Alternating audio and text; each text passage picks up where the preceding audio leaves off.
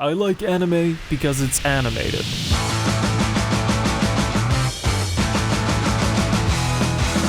This is a sentiment that I, along with many other anime fans, feel like the majority of Hollywood studios don't seem to understand. Live-action adaptations of both anime and manga have been a highly contentious topic in the community, and with many of these adaptations falling short in terms of production value as well as the butchering of the original source material, it's not difficult to see why. But even though the consensus amongst the weebs is that live-action adaptations suck, I'm here to recommend some that I think are actually pretty good. Heresy, I know. But seeing how live-action comic book adaptations are bigger than ever, it shouldn't be that difficult to imagine live-action manga adaptations working as well. Now I know, there are stories that work best in an animated or drawn medium, in order to accomplish things live-action can't. But there do exist others that can work in multiple formats. And with anime-inspired hits such as The Matrix, Pacific Rim, Scott Pilgrim vs. the World, and many more, surely there must be a few live-action movies based on anime IPs that work. So, here's my list of a few films that I think fit the mold. I've divided the video into 3 main sections, each containing a number of films grouped together, with each section having one common trait that helps it transition to the next. You'll see what I mean in a bit. First section has to be the samurai films. Even though Hollywood is notorious for their bad adaptations, Japan on the other hand has done a much better job.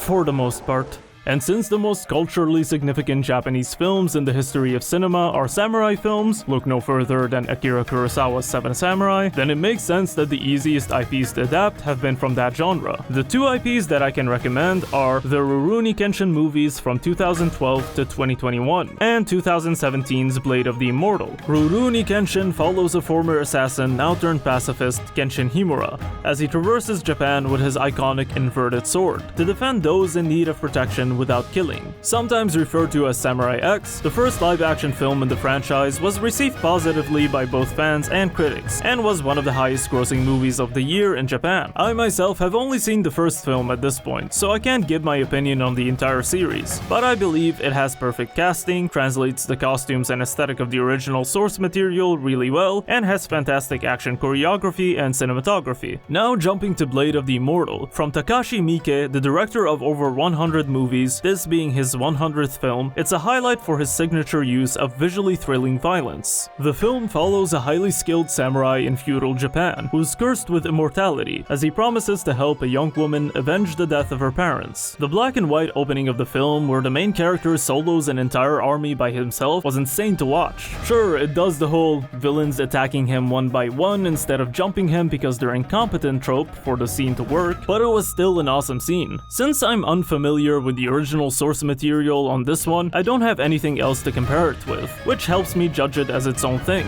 The main character Manji gains his immortality after the fight as he's on the brink of death from a witch who injects a magical worm into his body. I loved the visuals of his healing factor. The VFX of the worms reattaching his severed limbs looked really cool on screen. My one complaint here is that the pacing could have been much better and the story isn't anything new or special, but that's not why you'd be interested in watching the film. You'll mainly be watching this to enjoy the epic over-the-top action, which it has plenty to provide. This film being released in 2017 leads me to the next section of this video, the 2017 to 2018 releases.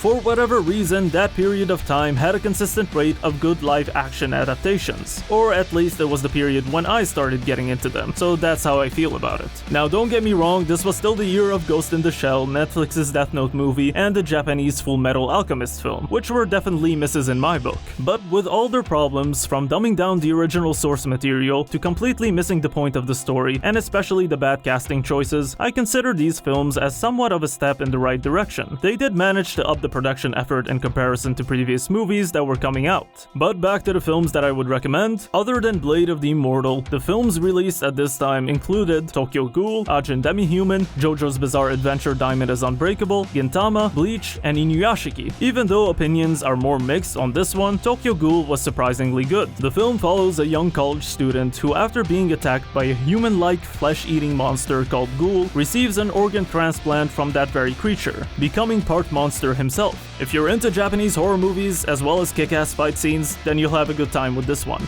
I really enjoyed the anime, but immediately lost interest after watching the first episode of season 2. However, I did want more Tokyo Ghoul content though, and since I was too lazy to read the manga, which is apparently the best way to experience the story, I instead went to watch the live-action film, which I actually liked. Everything about this film is pretty solid, except for the CGI, which I'm not saying is bad, it's actually pretty good, but in comparison to higher-end blockbusters that people are now used to, the limitations of either the budget and/or expertise from Japanese films like these really shows. That being said, they do utilize the CGI to the best of their abilities, and cleverly work around their limitations, which gives us moments of cool-looking scenery. Another film that's similar in vein to Tokyo Ghoul is Ajin Demi-Human. The film follows a different species of humans that have supernatural abilities, but instead of ghouls, they're immortals that can project these ghost-like figures from their bodies and use them to fight. Unlike Tokyo Ghoul, this is mainly an action film, and boy do I love this movie. I was a fan of the 3D anime adaptation on Netflix, so I was familiar with the IP here as well. The one thing you have to know if you're a fan of the manga and/or anime is that the depth when it comes to the story is almost completely gone here. The film is more of a condensed version of the best action set pieces of the original source material. I know that sounds like a bad thing, but the film manages to stand on its own, so that's good. The main character is far blander in this version, but to be honest, I found almost everyone in the anime as unlikable, including him, but that made sense as it was part of the character development and revolved around the themes of how we treat people and what makes us human. The film only has hints of that here and there. I am happy to say though that my favorite character from the anime, Sato, the antagonist of the story, is still my favorite character here, even though he's aged down so that he can be portrayed by a younger actor since it was a physically demanding role. The ghosts, though obviously CGI, look awesome. They look like a manga panel come to life. Their sound design truly sold their movement and hits. The fight choreography in this is also top-notch, and I was really happy to see that the music, which was another aspect from the anime that I really liked, was very similar in tone to what came before. However, even though I liked the OST,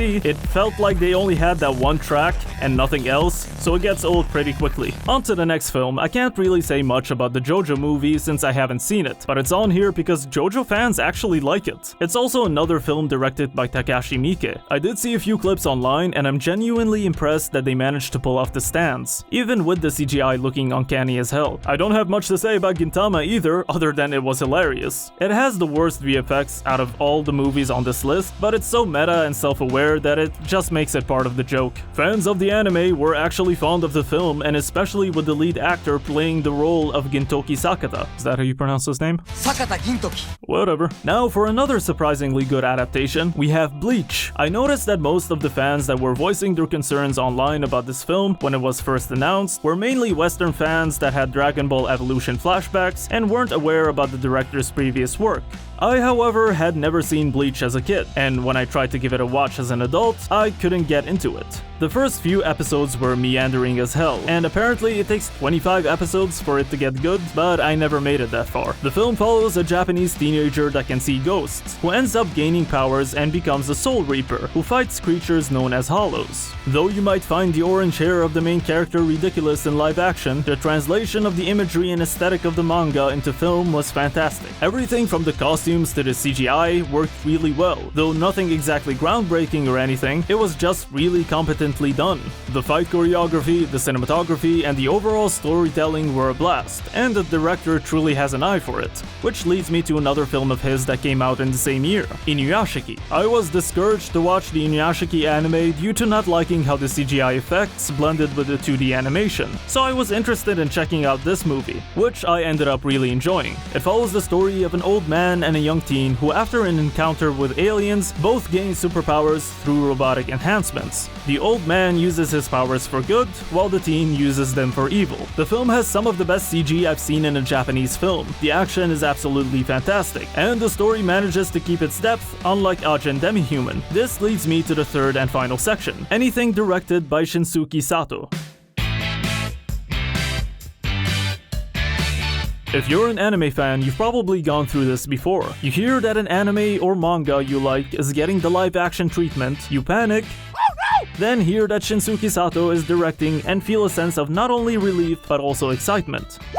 He really deserves a video dedicated to just his filmography. Fans of his movies cite his 2015 adaptation of the I Am Hero manga as a good starting point to get into his work, but I still haven't seen it, so I can only recommend the ones that I did. Outside of Bleach and Inuyashiki, there's also Death Note Light Up the New World, and what I would consider to be the best live-action adaptation of a manga or anime to date, the Alice in Borderland series on Netflix. For the Death Note film, I have to go on a small tangent as it's a direct sequel to the first two Japanese films that came before it, which you'll actually need to watch in order to fully enjoy this one, for the following reasons. Though the first two films are good in their own right, and are actually well received by audiences and critics, their production value looks like it's made for TV. The first film came out before the anime, and didn't have it for comparison, but since now the anime is known for its epic nature of its directing and animated cinematography, the first two films might feel too boring for some, as they're far more basic in execution. The one thing that the live-action films have over the anime and manga though, is that they have a much better ending. Fans of Death Note know that something happens in chapter 58 or episode 25 that changes the series drastically. Though it didn't become bad, it did end up feeling like a downgrade. Well, the second film not only changes the ending by stopping at the events of that drastic change, but by altering it, giving us a far more satisfying conclusion. Skip the weird L spin-off movie. I was excited for it at first, but it was trash and didn't need to exist. Now jumping to Light Up the New World. 6 Death Notes fall onto the Earth, and it's the job of L's successor, codenamed Ryuzaki, to find the new Kira. For some reason, every film that this director touches, the CGI turns to gold. The production value in this film is far above the first two. The soundtrack and atmosphere for this film takes cues from the anime's OST